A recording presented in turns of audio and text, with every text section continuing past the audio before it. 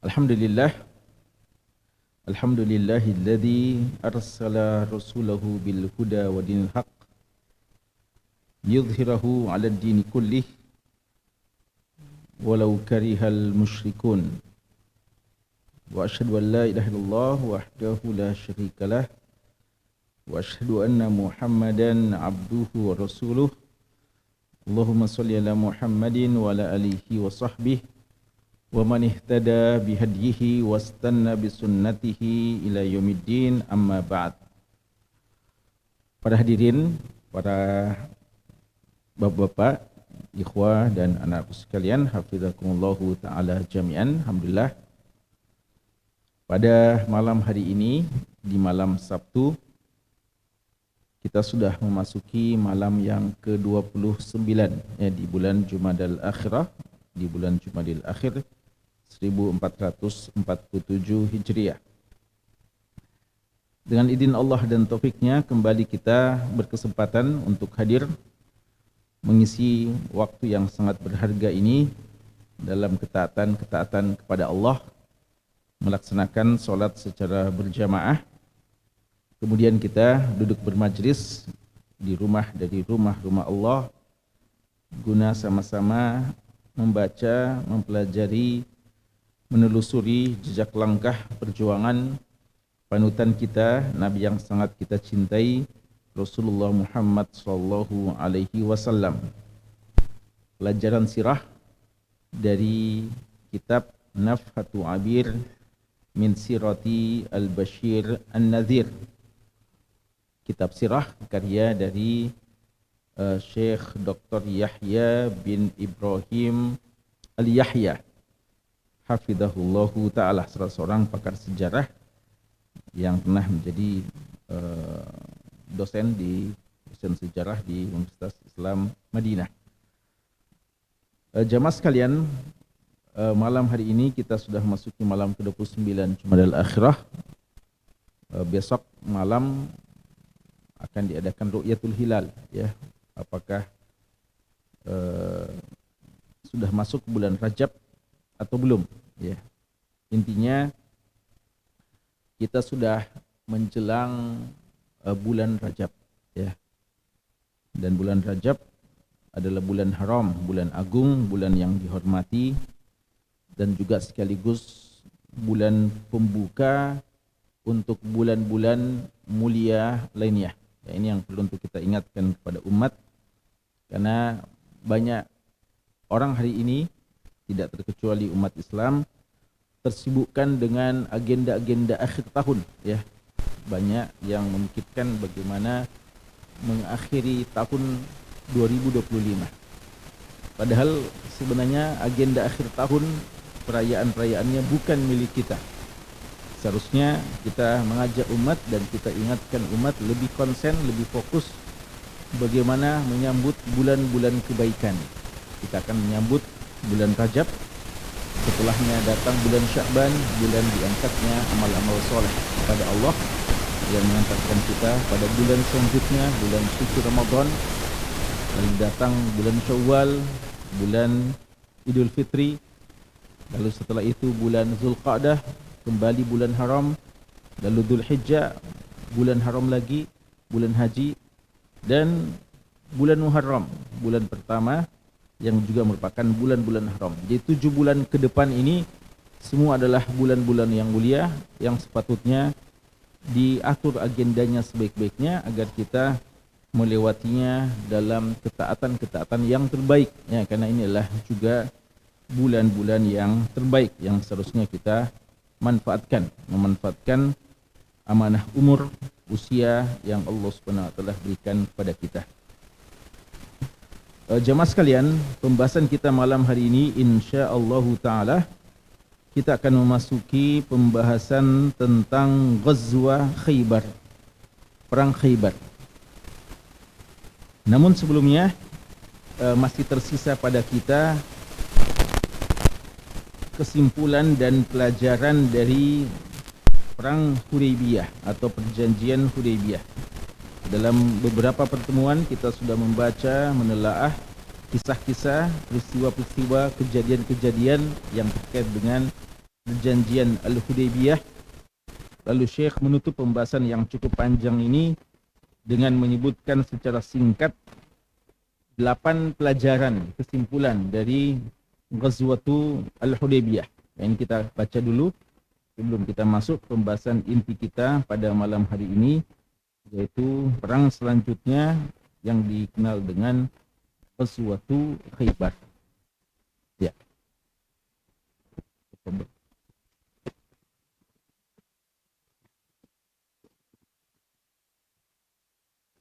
Bismillahirrahmanirrahim. Allahumma ighfir li wal ustadz wal hadirin jami'an. Qala al-muallif hafizahullah ta'ala ad-durus wal 'ibar. Pelajaran, maksudnya pelajaran dari kisah perang Hudaybiyah atau perjanjian Hudaybiyah yang telah dibahas sebelumnya.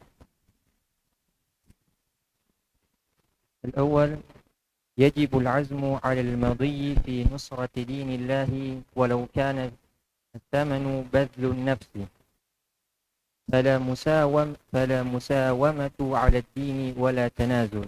Nah, yang pertama kata Syekh, pelajaran yang pertama dari kisah perang Hudaybiyah atau perjanjian Hudaybiyah adalah kewajiban berazam yang kuat, tekad yang kuat dalam terus memperjuangkan agama Subhanahu wa taala. Walaupun harga yang harus kita tebus adalah jiwa itu sendiri, mengorbankan nyawa kita. Maka tidak ada tawar-menawar dan tidak ada mengundurkan diri dalam perjuangan ini. Jadi ini pelajaran yang bisa diambil ketika Nabi kita SAW dan para sahabat mau pergi ke Makkah, berangkat untuk melakukan tawaf dan melakukan ibadah. Lalu dihalangi, lalu terjadi beberapa peristiwa dan hingga akhirnya disepakati perdamaian, perjanjian sementara. Tapi itu bukan menunjukkan bahwasanya mereka mengundurkan diri. Mereka tawar-menawar dalam agama. Tetap tekad perjuangan tidak pernah padam, semangat itu tidak pernah padam, karena memang begitulah hakikat perjuangan. Kita baru dikatakan selesai ketika memang usia telah selesai dan apa yang kita tekadkan telah kita capai. Walaupun kita harus nyawa. Ya. الثاني في قوله صلى الله عليه وسلم لا تدعوني قريش اليوم إلى خطة يسألوني فيها صلة الرحم إلا أعطيتهم إياها. الحرص على تحقيق الغاية وتجاوز ما يعرض دون ذلك. Ya. Yang kedua, pernyataan Nabi kita SAW dalam kisah Hudaybiyah yang pernah kita bahas, bahwa tidaklah kaum Quraisy mengajak saya pada hari ini untuk satu perencanaan yang mana mereka meminta kepada saya untuk menjalin silaturahim, kecuali tawaran tersebut saya berikan kepada mereka. Pernyataan semacam ini difahami dari pernyataan tersebut adalah kesungguhan yang besar atau antusias dalam mewujudkan tujuan kita dan melewati hal-hal yang bisa menghalanginya. Ya, jadi di sini tentu saja kita bertujuan untuk bisa memenangkan agama ini dan melakukan peribadatan kepada Allah. Dan jika hal itu bisa diwujudkan, lalu ada aral-aral yang melintang dan ada tawaran-tawaran yang sebenarnya tawaran itu juga tidak bermasalah, ya, tawaran-tawaran tersebut bahkan juga hal yang disyariatkan dalam Islam, maka tidak apa-apa kita memenuhi tawaran-tawaran mereka, usulan-usulan mereka, selama hal itu tidak menghalangi kita terus berjalan dalam perjuangan ini. Ya. الثالث لزوم الاستغفار عند حصول المشق من التوكل. Ya. Yang ketiga, kata beliau, adalah selalu kita beristighfar ketika kita mendapatkan kesulitan-kesulitan, dan tentu juga disertai dengan tawakal penuh kepada Allah Subhanahu wa taala. Ya, kalau kita baca kisah Hudaybiyah kemarin, begitu banyak halangan-halangan untuk mewujudkan tujuan mereka, cita-cita mereka bisa sampai ke Makkah, ya, untuk melaksanakan ibadah kepada Allah Subhanahu wa taala. Dan kita sudah baca kemarin berapa banyak perundingan-perundingan yang terjadi. Kaum Quraisy mengutus beberapa utusan-utusan mereka yang intinya mau menolak dan menghalangi kedatangan Nabi sallallahu alaihi wasallam. Banyak masalah-masalah yang terjadi pada saat itu. Tapi dalam setiap masalah-masalah yang kita hadapi, apapun jenisnya, ada dua hal yang perlu untuk selalu bersama dengan kita. Tawakal kepada Allah, dalam artian kita yakin insya-Allah bagaimanapun beratnya perjuangan, bagaimanapun banyaknya aral yang melintang, bersama dengan kita adalah Allah. Kita hanya berharap kepada Allah Subhanahu wa taala, tidak berharap kepada siapa-siapa. Dan juga kita memperbanyak istighfar kepada Allah. Karena boleh jadi sulitnya kita mencapai tujuan itu disebabkan karena dosa-dosa kita. Maka kita dianjurkan untuk memperbanyak istighfar. Ya, istighfar di antara solusi untuk memudahkan urusan-urusan kita dan mencapai apa yang kita harapkan. Ya. الرابع من سمو الأخلاق في الإسلام الذب عن المظلوم ولو كان بهيمة. Ya. Yang keempat adalah di antara akhlak luhur, akhlak tinggi yang diajarkan oleh Islam adalah senantiasa membela orang-orang yang terzalimi. Jangankan manusia, bahkan dikatakan walau kana bahimah, walaupun dia adalah sekedar hewan, ya, dia adalah hewan ternak, selama dizalimi kita perlu untuk menyuarakan pembelaan, tidak boleh terzalimi. Apalagi manusia-manusia yang Allah Subhanahu wa taala muliakan, dan apalagi tentu saja orang-orang beriman.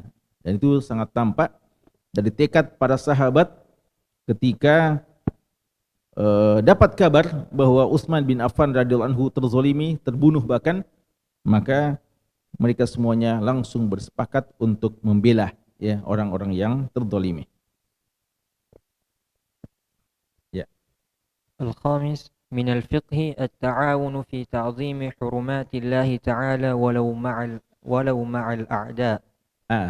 Kemudian pelajaran yang kelima termasuk fikih, ya, pemahaman yang baik dalam memahami syariat ini, bahwa kadang kita dibolehkan ta'awun, tolong menolong, dalam mengagungkan kehormatan-kehormatan Allah Subhanahu wa taala walaupun bersama dengan musuh-musuh kita.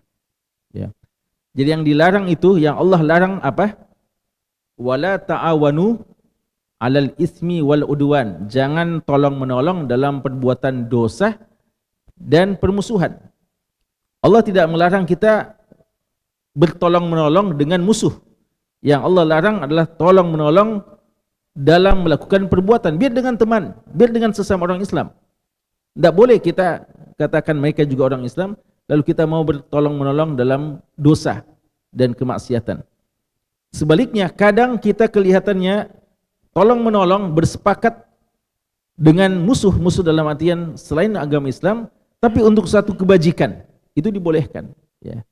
Makanya umpamanya kita saat sekarang menjadi beban bagi kita semuanya apa yang menimpa saudara kita di Sumatera umpamanya.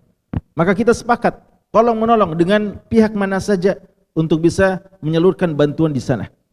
Ternyata yang siap untuk menyalurkan bantuan bukan hanya orang Islam, ada juga orang-orang di luar agama kita, tapi semuanya mau ikut membantu, tidak ada masalah bagi hal itu, ya. Termasuk dalam memuliakan kehormatan Allah Subhanahu wa taala. Seperti Ka'bah. Ka'bah itu seperti yang sudah kita jelaskan, bukan cuma orang Islam yang agungkan, orang jahiliyah saja mengagungkannya.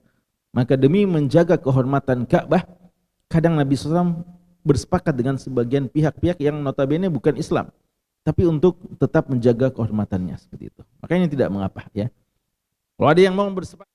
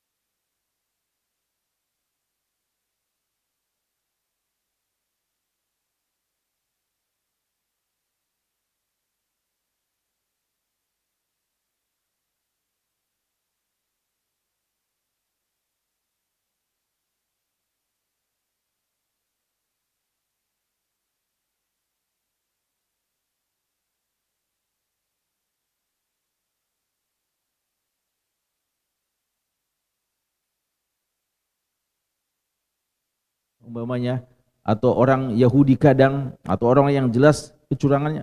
Rasulullah tahu itu semuanya. Tapi kadang dalam keadaan-keadaan tertentu dibutuhkan untuk sementara kita melakukan perjanjian-perjanjian dengan maslahat-maslahat tertentu. Sama juga bahwa kadang yang diutus di kalangan mereka musyrik, tapi dia seorang yang cerdas, seorang yang jujur tabiatnya, perangainya, maka kita perlu kadang memanfaatkan hal tersebut untuk bisa memberikan pengaruh kepadanya. Ya, dan kita sudah sebutkan ya bagaimana perjanjian terakhir ketika diutus Suhail bin Amr. Rasulullah punya optimisme yang baik terhadap Suhail bin Amr ya dalam perjanjian tersebut, dan akhirnya Suhail juga masuk Islam ya pada saat Fathu Makkah 2 tahun setelah itu. Jadi kita perlu tahu ya dengan siapa kita bicara, dengan siapa kita berunding, ya siapa orang-orang yang kita bekerja sama dengannya atau lawan kita dalam perjanjian dan perundingan tersebut. Ya. السابع توضيح الغاية للناس مما يعين على تحصيل المراد منهم. Ya. Di antara pelajaran yang penting yang kita ambil adalah menjelaskan tujuan kita kepada manusia yang membantu untuk bisa mewujudkan harapan dan keinginan kita. Jadi waktu itu Nabi kita SAW dan para sahabatnya sudah bersiap-siap ke Mekah. Dicegat oleh orang Quraisy. Kenapa mereka cegat? Mereka sangka Nabi kita SAW ingin menaklukkan Makkah, ingin memerangi mereka. Maka Rasulullah waktu itu menjelaskan bahwa kami kali ini tidak dengan tujuan seperti itu. Kami cuma mau datang berziarah ke Mekah. Sudah rindu ini, sudah 6 tahun tidak pernah ke Mekah. Izinkan kami untuk kami bisa masuk ke Mekah, tawaf. Lalu setelah itu kami balik lagi. Ya, jadi perlu dijelaskan agar tujuan dan keinginan mereka bisa tercapai. Ya walaupun ternyata ya dasar orang Quraisy waktu itu tidak mau menerima saat itu secara langsung. Tapi tidak mengapa ya. Sudah dijelaskan sebelumnya agar menghilangkan dugaan-dugaan yang keliru yang mungkin ada pada sebagian mereka. Makanya orang-orang yang diajak berunding, ketika sudah diajak berunding, mereka pulang ke kaumnya dan mengatakan, apa yang kalian khawatirkan tidak terbukti. Rasulullah datang dan Muhammad datang dengan sahabatnya itu cuma mau datang untuk tawaf saja. Ya. Jadi perlu kita jelaskan tujuan-tujuan kita agar dan itu mempermudah kita mencapai apa yang kita inginkan. Ya. الثامن من فقه النفس معرفة الخطأ والعمل على تكفيره بفعل الطاعات. Ya. Termasuk fikih nafs ya. Fikih terhadap jiwa kita ini adalah mengenali kesalahan dan melakukan amalan-amalan yang bisa menghapuskan kesalahan itu dengan kebaikan-kebaikan. Ya, konsepnya dalam Islam Rasulullah mengatakan wa atbi'is sayyi'atal hasanata tamhuha. Ikutkan kesalahan dengan kebaikan, kebaikan akan menghapuskan kesalahan itu. Ya Allah katakan innal hasanati yudhibna as-sayyi'at. Kebaikan-kebaikan itu menghapuskan kesalahan-kesalahan yang sudah terjadi sebelumnya. Dari mana diambil pelajaran ini? Pelajaran ini diambil di antaranya adalah ketika Nabi kita SAW menyuruh para sahabat untuk tahallul, ya, untuk cukur. Dan para sahabat waktu itu tidak langsung mau mengikuti. Bahkan terkesan ada semacam pembangkangan. Dan itu membuat Rasulullah sedih, ya. Kenapa sahabat-sahabatnya yang sudah beliau tarbiyah dalam waktu yang paling ya di antara mereka ada yang sebelum di Mekah lalu datang lagi di Madinah, ternyata tidak mau mengikuti arahan dari Nabi SAW. Ya walaupun memang waktu itu keinginan mereka yang begitu besar untuk masuk ke kota Mekah menyebabkan sebagian dari mereka agak kecewa ya, kelihatannya agak kecewa dengan keputusan harus balik dulu ke Madinah tanpa bertawaf. Tapi sebenarnya kesalahan utamanya atau yang faktor utama menyebabkan para sahabat tidak langsung mengamalkan arahan Rasulullah adalah karena mereka belum melihat contoh langsung dari Nabi SAW. Ya, maka kita setelah diskusi dengan Ummu Salamah anjurkan, Anda yang duluan wahai Rasulullah, Anda yang duluan cukur. Dan terbukti setelah Rasulullah cukur rambutnya, maka para sahabat berlomba-lomba untuk ikut juga mencukur ya rambut mereka, tahallul. Jadi kesalahan tadi itu bisa tertutupi dengan kebaikan selanjutnya. Ya, jadi termasuk fikun nafs, ini fikih jiwa kita, artinya fikih kita dalam memperbaiki diri kita, dalam tazkiyatun nufus kita, kita harus tahu, pandai-pandai mengenali kesalahan-kesalahan kita untuk kita perbaiki ke depan. Ya. Dan kesalahan semua kita pasti akan pernah terjatuh dalamnya, dan orang yang terbaik adalah orang yang bertobat dari kesalahan dan mengganti kesalahan dengan kebaikan-kebaikan. Ya, itu 8 pokok pelajaran yang kita ambil dari kisah Hudaybiyah. Ya, sekarang kita masuk pada perang selanjutnya. Setahun setelah Hudaybiyah, ya Hudaybiyah terjadi di tahun ke-6 Hijriah, dan setelah itu, ya bahkan bukan setahun setelahnya ya, beberapa bulan setelahnya, karena Hudaybiyah itu terjadi di bulan Dzulqa'dah, ya tahun ke-6 Hijriah. Ini perang Khaybar ini terjadi di tahun ke-7 di bulan Muharram, kurang lebih 2 bulan setelah itu. Ya, jadi kita bisa lihat ya bagaimana umur Nabi kita sallallahu alaihi wasallam penuh dengan perjuangan. Ya, kadang hanya menghitung bulan bahkan untuk kembali pada momen perang selanjutnya. Kali ini yang dihadapi adalah orang Yahudi, Khaybar Yahud, ya. Jaishu Muhammad saufa ya'ud. Ya, ini perang Khaybar, perang yang sangat terkenal, dan di momen ini umat Islam mendapatkan kemenangan besar dan tanah pada pembagian fai yang sangat banyak dari hasil perang Khaybar. Ya, kita baca bagaimana penjelasan Syekh terkait dengan Ghazwatul Khaybar ini. Ya, fadhal. غزوة خيبر. كانت غزوة خيبر في المحرم من السنة السابعة، فخرج رسول الله صلى الله عليه وسلم واستعمل على المدينة سباع ابن غرفطة الغطفاني رضي الله عنه. ونزل رسول الله صلى الله عليه وسلم بواد يقال له الرجيع بين اليهود وغطفان ليحول بينهم وبين أن يمدوا أهل خيبر. Ya. Ghazwatul Khaybar, perang Khaybar. Dinamakan Khaybar karena Khaybar ini tempat kejadiannya. Ya, jadi hampir semua peperangan itu dinamakan dengan nama tempatnya. Badar, perang Badar, perang Uhud, ya. Lalu Hudaybiyah, adapun Khandaq, ya disebabkan yang lain ya. Khandaq karena waktu itu mereka menggali parit, dan dinamakan Ahzab karena menghadapi kaum sekutu, ya. Tapi kebanyakan ya itu dinamakan dengan nama-nama tempatnya, Mu'tah, Hunain, ya, dan yang lainnya, termasuk Khaybar. Khaybar ini sekarang sudah masuk juga wilayah Madinah, ya, tidak terlalu jauh. Dia di sini Syekh mengatakan perang Khaybar terjadi di bulan Muharram di tahun ke-7 Hijriah. Ya, jadi kisah Hudaybiyah tadi bulan Dzulqa'dah di tahun ke-6. Jadi 2 bulan saja kurang lebih setelah itu. Di mana Rasulullah sallallahu alaihi wasallam dalam peperangan ini beliau mengamanahkan yang mengambil alih kekuasaan atau pemerintahan di kota Madinah, Siba bin Urfatah, ya, Al-Ghatafani radhiyallahu anhu. Dan ini di antara kebiasaan Nabi SAW. Dan memang demikianlah, kepemimpinan itu tidak boleh kosong sama sekali. Beliau akan pergi perang, tapi Madinah mesti ada yang pimpin sepeninggal beliau. Karena itu seperti Abu Hurairah radhiyallahu anhu sering menjadi pemimpin di Madinah kalau Rasulullah pergi perang, ya. Tapi waktu ini belum, ya, karena Abu Hurairah itu kita belum pernah baca peran-perannya sebelumnya di Makkah. Bahkan di Hudaybiyah dan yang lainnya memang belum. Nanti Abu Hurairah radhiyallahu anhu itu masuk Islamnya di sini nanti, ya. di perang Khaybar.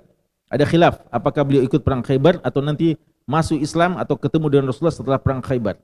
Ya, jadi Abu Hurairah itu termasuk sahabat yang sering mendapatkan kepercayaan menjadi pemimpin di kota Madinah kalau Rasulullah pergi perang. Tapi ini belum, ya, karena memang waktu itu beliau belum ketemu dengan Nabi SAW, dalam artian belum masuk Islam atau belum ketemu, ya, karena ada khilaf. Abu Hurairah itu masuk Islam sebelum ketemu Rasulullah atau nanti masuk Islam setelah ketemu Nabi SAW. Kali ini yang mendapatkan amanah di kota Madinah adalah sahabat Siba, ya, sahabat Siba. Kemudian Rasulullah SAW beliau singgah di satu lembah Biwat, ya, lembah yang dikenal dengan lembah Roji'. Dan Roji' ini antara kaum Yahudi dan Ghatafan. Kenapa Rasulullah pilih tempat ini? Dan antum lihat, ya, gimana Rasulullah itu sangat piawai, ya, dalam memimpin peperangan dan selalu melihat bagaimana strategi yang tepat dalam menghadapi musuh. Ya, dalam perang Badar beliau sudah pilih tempat aman, air di sana sudah aman bagi kaum muslimin. Di perang Uhud juga beliau sudah cari tempat yang strategis di Uhud. Kemudian juga di perang Khandaq dan seterusnya.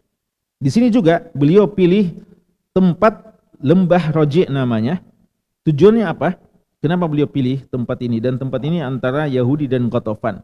Beliau mau berada di sini supaya menghalangi orang-orang Yahudi minta bantuan dari Ghatafan, ya. Jadi agar menutup akses bagi kaum Yahudi minta bantuan kepada sekutu-sekutu mereka, ya, aliansi mereka. Ya.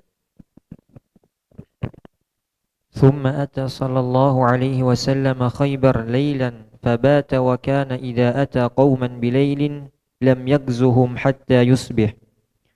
قال أنس رضي الله عنه حتى إذا أصبح استقبلنا عمال خيبر غادين قد خرجوا بمساحيهم ومكاتلهم فلما رأوا رسول الله صلى الله عليه وسلم والجيش قالوا محمد والخميس معه فأدبروا هرابا فقال رسول الله صلى الله عليه وسلم الله أكبر خربت خيبر إنا إذا نزلنا بساحة قوم فساء صباح المنذرين وتدنى رسول الله صلى الله عليه وسلم الأموال يأخذها مالا مالا ويفتتحها حصنا حصنا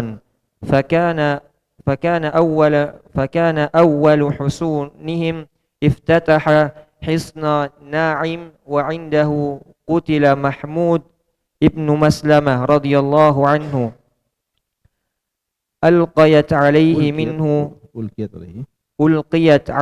منه رحا فقتلته. Ya. Jemaah sekalian, kemudian kata Syekh selanjutnya, Nabi kita SAW akhirnya mendatangi Khaybar. Ini memang daerah kekuasaan kaum Yahudi, ya. Pada malam hari, dan beliau dan para sahabat menginap di sana. Dan kebiasaan beliau SAW kalau mendatangi satu kaum pada malam hari, beliau tidak memeranginya di malam tersebut, nanti menunggu pagi hari. Ya, jadi beliau tidak mau mendatangi mereka dalam keadaan yang tidak tepat, ya, malam hari membuat kaget mereka, tapi beliau nanti pada pagi harinya, ya, dan ini sunnahnya, ya, beliau memerangi pada pagi hari, ya. Makanya Allah mengatakan wal mughirati subha, dan kuda-kuda perang yang menyerang di waktu-waktu subuh, ya, waktu-waktu pagi, waktu yang berberkah. Anas radhiyallahu anhu mengatakan ketika sudah datang waktu subuh, ini kedatangannya tidak diketahui oleh kaum musuh, ya. Pagi-pagi hari ternyata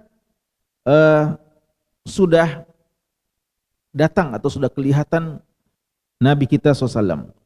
Para pekerja-pekerja Khaybar, orang-orang Khaybar pergi kerja, ya, Khaybar ini terkenal dengan tanah-tanah pertanian mereka, ya. Jadi makanya nanti di antara fainya itu tanah-tanah perkebunan, pertanian yang diserahkan kepada kaum muslimin. Orang-orang Khaybar ini pagi hari seperti biasanya mau pergi bertani, bercocok tanam. Mereka keluar dengan membawa cangkul-cangkul mereka, dengan membawa keranjang-keranjang mereka. Ketika mereka datang pada pagi hari, mereka langsung melihat Rasulullah SAW dan pasukannya. Mereka terkejut, ya. Lalu mereka mengatakan Muhammad telah datang bersama dengan pasukannya. Apa yang terjadi? Fa'adbaru hurraba. Mereka langsung lari ketakutan, ya. Jadi mereka langsung lari ketakutan. Lalu Rasulullah SAW mengatakan Allahu Akbar. Ini sudah kemenangan awal ini, ya, belum terjadi pertempuran, tapi sudah menjadi pembuka awal. Rasulullah langsung menanamkan optimisme kepada para sahabat. Beliau mengatakan Allahu Akbar, kharibat Khaybar, telah hancur sudah Khaybar. Ini belum terjadi, tapi sudah ada mukaddimah-mukaddimahnya. Orang-orang Khaybar sudah pada lari ketakutan menyaksikan Nabi SAW. Sesungguhnya kami jika datang di satu tempat yang pada pagi hari sebagai peringatan yang terburuk bagi mereka-mereka, ya. Ini beliau menyebutkan, mengisyaratkan ayat dalam surat As-Saffat, ya. Kemudian kata Syekh, Rasulullah SAW mendekat kepada harta-harta yang ditinggalkan. Ini mereka lari tanpa menyelamatkan harta-harta mereka, ya. Jadi mereka lari tanpa menyelamatkan harta-harta mereka.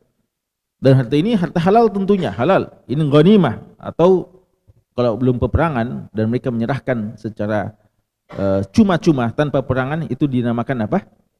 Fai, ya, fai. Maka ketika mereka meninggalkan harta-harta mereka, Nabi SAW mendekatinya dan mengambil harta-harta tersebut. Malan mala, harta-harta tersebut diambil semuanya.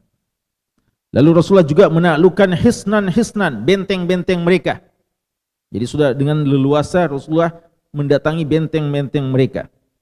Benteng yang pertama kali ditaklukkan, dibuka adalah benteng Naim namanya. Yang disitulah terbunuh seorang sahabat Nabi SAW yang mulia Mahmud bin Maslamah radhiyallahu anhu, ya, yang dibuang di sana, ya, dan dilemparkan di sana di benteng tersebut dan akhirnya terbunuh, ya, oleh musuh. Ya.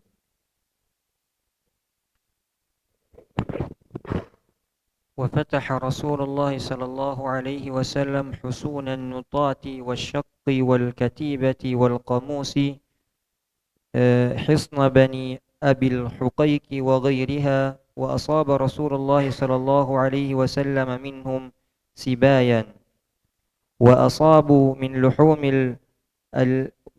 الحمر وأوقادوا عليها النيران. فنادى منادي النبي صلى الله عليه وسلم إن الله ورسوله ينهيانكم عن لحوم الحمر فإنها رجس أهرقوها واكسروها. فقال رجل يا رسول الله أو نهريقها ونغسلها. فقال أو ذاك. Nah, jemaah sekalian, kemudian setelah penaklukan benteng Naim, maka selanjutnya Rasulullah SAW menaklukkan beberapa benteng-benteng lainnya. Ya, di sini dikatakan Nutah, Wasyaq, Wal Katibah, Wal Qamus, dan seterusnya. Dan di situ beliau mendapatkan bukan cuma harta benda, tapi juga tawanan-tawanan, ya, tawanan-tawanan. Dan di antara harta yang ditinggalkan oleh musuh, beliau mendapatkan luhum al-humur, daging-daging keledai, ya, daging-daging keledai.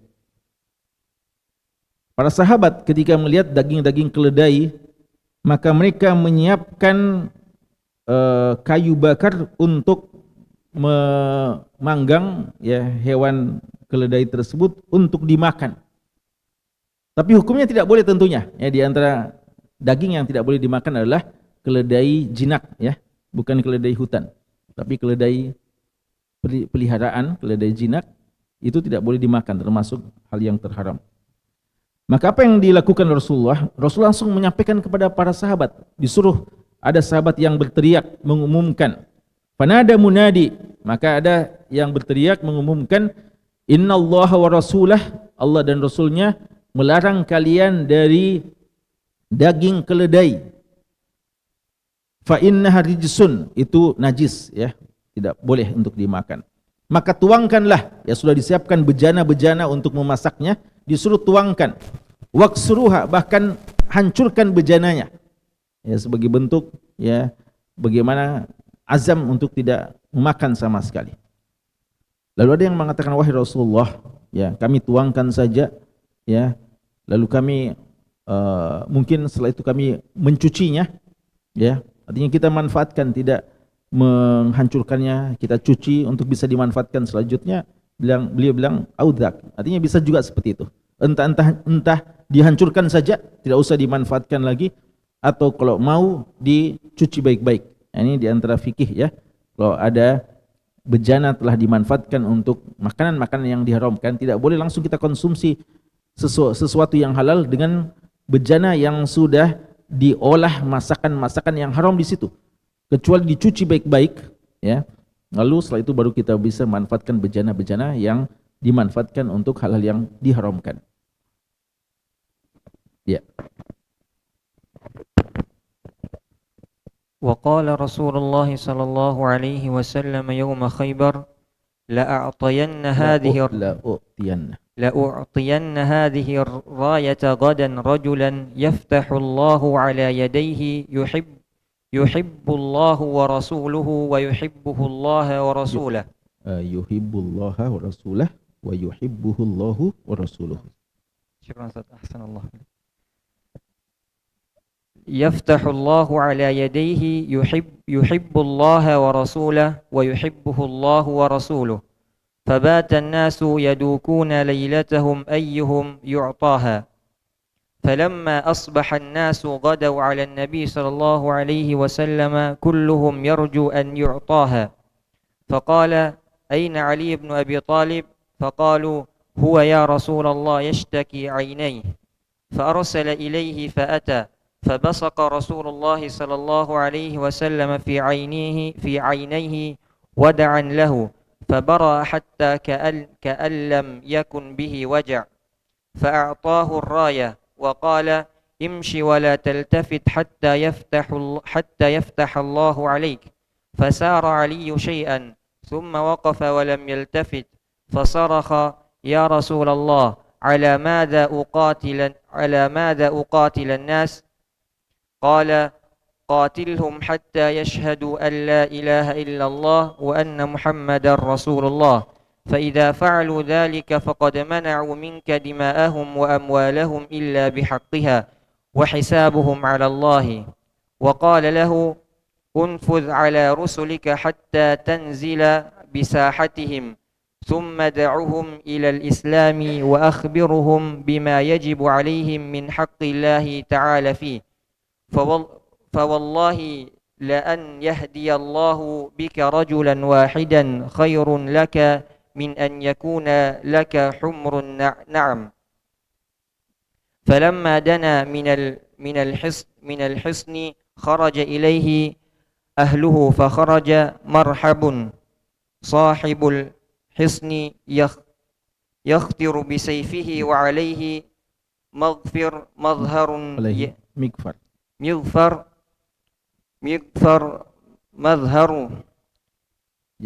يمني وحجر، وقد حجر قد نقبه مثل البيضة على رأسه وهو يرتجز، وقال قد علمت خيبر أني مرحب،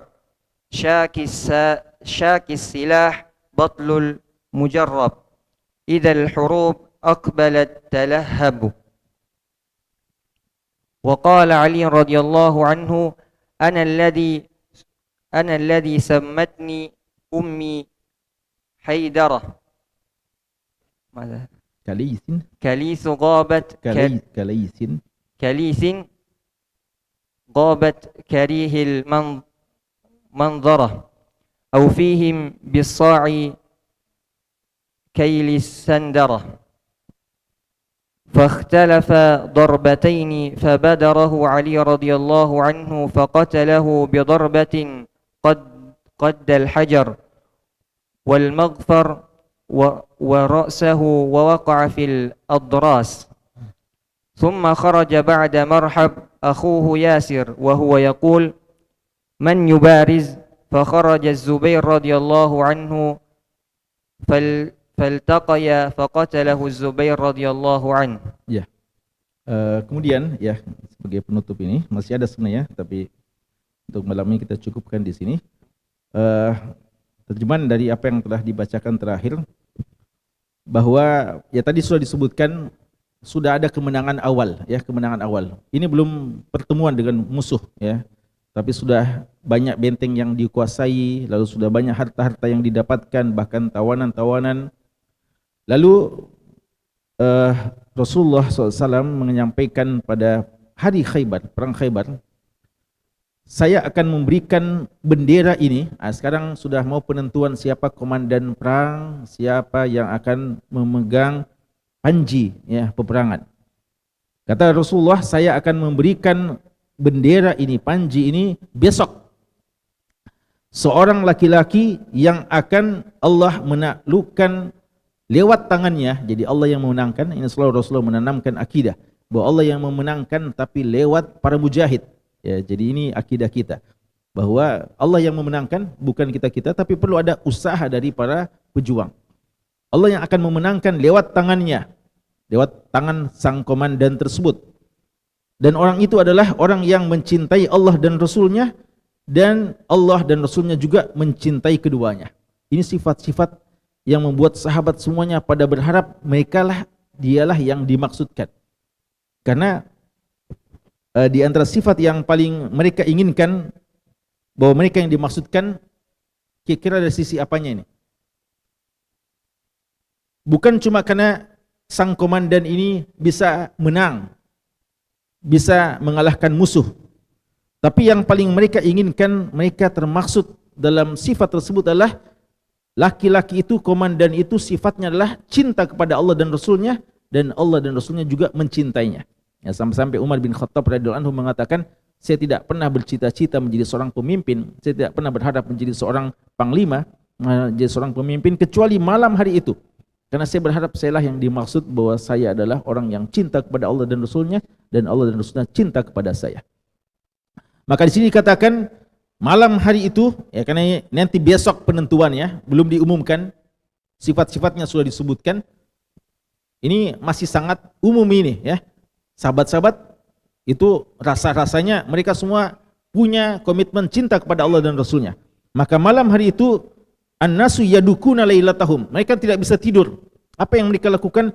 Mereka pada berdiskusi dan berharap ya, ayyuhum yu'taha, siapa di antara kita ini yang akan mendapatkan bendera tersebut? Siapa di antara kita yang akan diberikan bendera tersebut? Malam hari itu terasa begitu lama ya. Maka ketika datang besok hari, falamma asbahan nas ghadaw ala nabi sallallahu alaihi wasallam, ketika sudah datang pagi hari, maka mereka semuanya pada mendatangi Nabi sallallahu alaihi wasallam.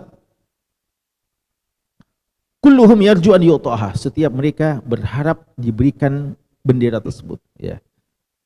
Ini bukan karena keinginan duniawi ya, bukan karena keinginan dunia sebagai pemimpin, tapi harap yang ada pada setiap mereka, bahwa mereka termasuk orang yang cinta kepada Allah dan Rasulnya.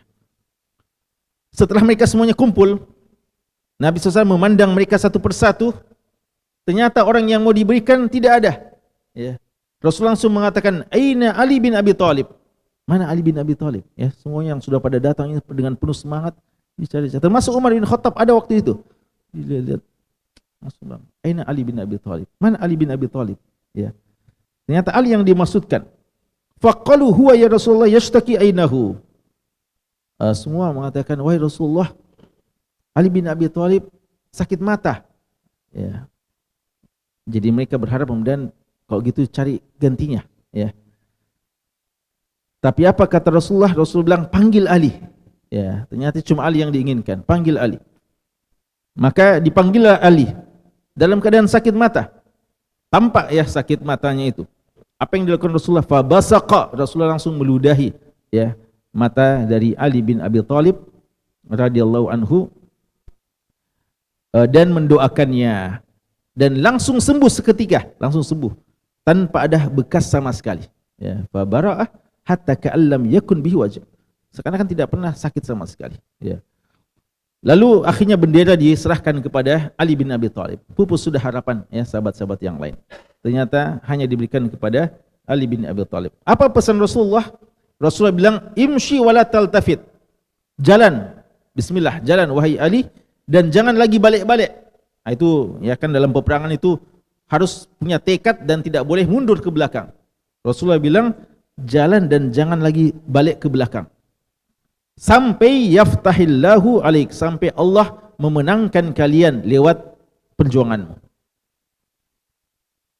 Maka Ali menjalankan arahan ini. Fasara Aliyun syai'an. Ali bin Abi Thalib berjalan.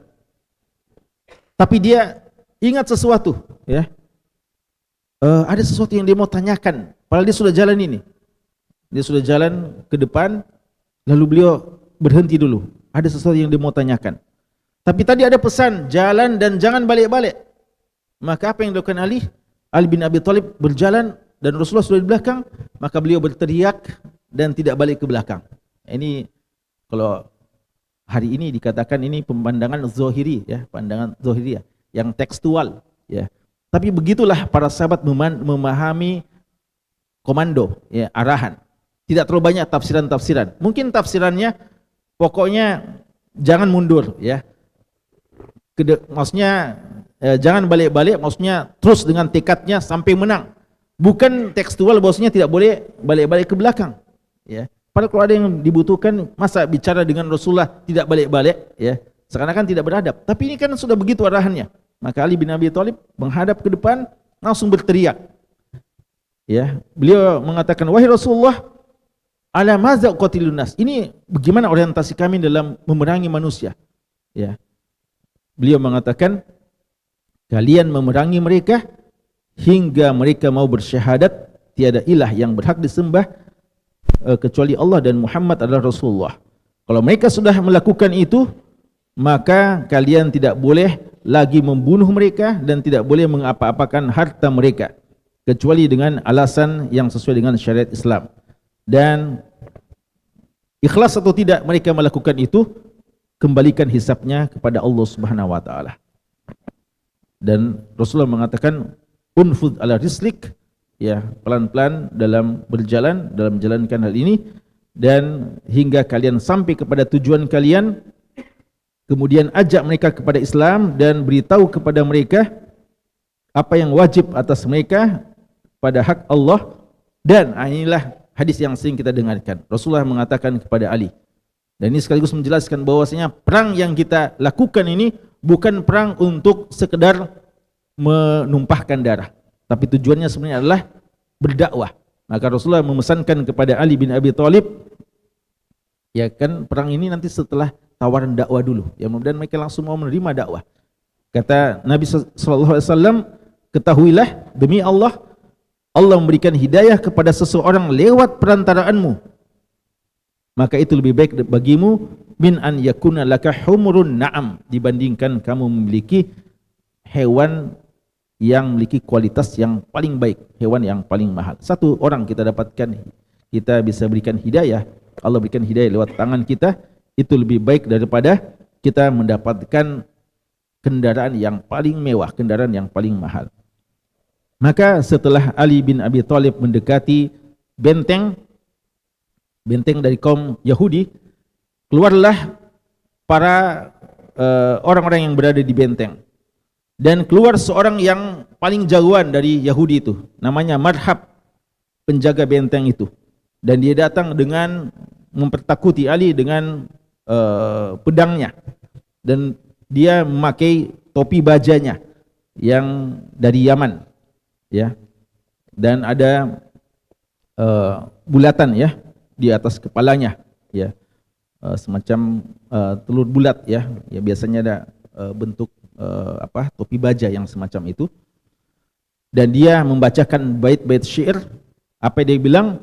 Kad alimat Khaybar anni marhab. Penduduk Khaybar semua tahu siapa saya. Saya adalah marhab. Orang dianggap paling jagoan. Syakis silah, ya. Batalu mihrab, ya. Bahwasanya saya adalah seorang yang paling jagoan dalam menggunakan pedang, ya, menggunakan, dan saya adalah jagoannya, batolnya. Kalau saya memasuki peperangan, ya, maka akan berkobar-kobar peperangan tersebut. Ali bin Abi Thalib yang menghadapinya. Ya, Ali bin Abi Thalib bukan orang sembarangan juga. Ya, beliau sejak telah mencatat prestasi sejak perang Badar, ya. Ini sudah tahun ke-7 ini, ya, sudah berapa kali telah melewati duel-duel yang semacam ini. Apa kata Ali bin Abi Thalib? Ana alladhi sammatni ummi Haidarah. Saya adalah seorang yang ibu saya menamakan saya dengan Haidarah. Ini di antara namanya Ali bin Abi Thalib. Ali dikenal dengan Haidarah. Kalaysin, saya bagikan singa, ya. Yang singa ghabat, singa hutan-hutan. Karihul mandar, yang sangat menyeramkan wajahnya, ya. Jadi singa yang sangat menakutkan. Saya akan menyempurnakan dengan setiap tangkaran tersebut. Artinya saya akan menyelesaikan tugas saya dengan sesempurna mungkin, ya. Jadi tenang, saya juga akan menghadapi kamu, ya. Dan akhirnya ketemu dua orang ini. Dua pedang bertemu, dan Ali bin Abi Thalib yang dahulu menebas, ya, si marhab itu dan langsung membunuhnya, ya. Dan hancur sudah topi bajanya itu, ya, topinya bahkan hancur, topi bajanya hancur semuanya, ya, dan termasuk juga hancur sampai ke gigi-giginya. Tewas sudah. Setelah tewas si marhab, saudaranya keluar, Yasir namanya. Dan dia mengatakan man yubariz, ya. Karena saudaranya sudah tewas, maka dia yang tampil lagi dan mengatakan, siapa yang mau hadapi saya? Lalu Ali sudah selesai tugasnya. Yang muncul sekarang Zubair bin Awam, ya, sahabat yang juga merupakan pembela Rasulullah. Keduanya ketemu, tidak dalam waktu lama selesai juga. Zubair bin Awam bisa menewaskan si Yasir ini. Nah, sampai situ dibaca tadi, ya. Jadi kita cukupkan dulu, ya. Insyaallah kita lanjutkan pada pertemuan yang berikutnya. Subhanakallahumma bihamdik asyhadu an la ilaha illa anta astaghfiruka wa atubu ilaik. Sallallahu ala nabiyina Muhammad wa ala alihi wasallam. Walhamdulillahi rabbil alamin. Assalamualaikum warahmatullahi wabarakatuh.